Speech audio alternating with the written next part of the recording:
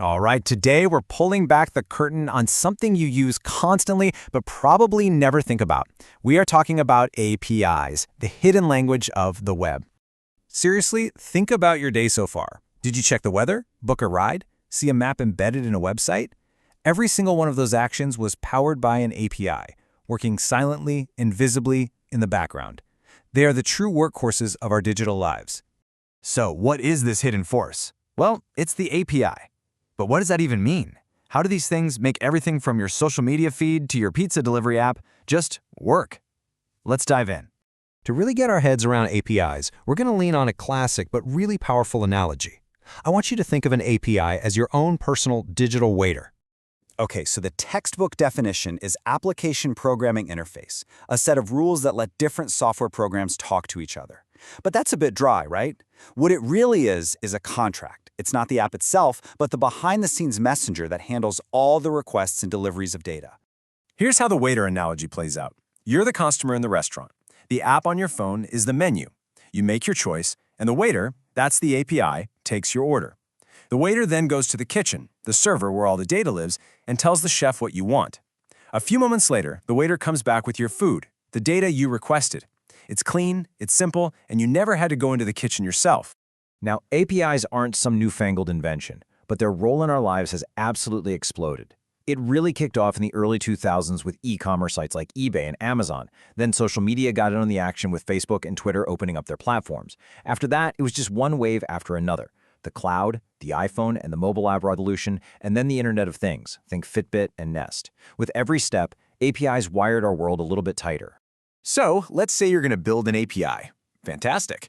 But the very first major decision you have to make is about its architecture, the actual blueprint for how this thing is going to operate. Because here's the thing, not all APIs speak the same language. The style you choose dictates how it asks for and receives information. And this is a huge decision. It affects performance, security, and how easy or hard it's going to be for other developers to use your service. You've basically got three main flavors to choose from. For a long time, REST was the undisputed king. It's straightforward, it's reliable, but it can sometimes give you way more data than you actually need. To fix that, GraphQL came along. It lets you ask for exactly what you want, no more, no less. It's a game changer for mobile apps. And then you have gRPC. This one's a specialist. It's built for pure blistering speed. It's perfect for services talking to each other inside a company, but it can be a bit trickier to work with. You know, an API is really just a conversation between two computer systems. And just like any good conversation, you need to be on the same page. You need a shared understanding, and that, my friends, is where documentation comes in. Get ready for this number, 73%. A survey from just last year found that for nearly 3/4 of all developers, the single biggest obstacle to using an API was just bad documentation. It doesn't matter how brilliant your API is. You could have built the most powerful engine in the world, but if nobody gets an instruction manual, it's just a very expensive, very useless block of metal. Documentation is what unlocks its power. And good documentation gives developers the full picture. On one hand, you need that clean, clear list of endpoints, what you can ask for and how to ask for it. But on the other hand, you also need visuals, like a diagram that shows how users and orders are connected. It's this combination that gets rid of all the guesswork. Okay, so you've designed your API, you've documented it perfectly, you're done, right? Well, no, because software is never really finished. It has to evolve. And this is the million-dollar question for anyone who runs an API. If you just go in and change something like renaming a data field, you could instantly crash thousands of apps that rely on your service. So how do you update things without causing chaos? The answer is a strategy called versioning. Versioning is basically a safety protocol. It's a formal way to manage what are called breaking changes. Instead of just changing the old API, you create a brand new one, a version 2, and you let the old one, version 1, keep running right alongside it. And doing this correctly isn't random. It's a process. First, you plan for it from day one. You make absolutely sure the new version is needed. Then, crucially, you update the docs before you release the code. After that, you roll it out slowly, and finally, you give everyone plenty of notice before you turn the old version off. It's all about careful planning and clear communication. And this timeline shows you exactly how it works. You can have a small update going from v1.0 to v1.1 that just adds a new feature without breaking anything. But when you have to make a big, breaking change, you create a whole new track, v2.0.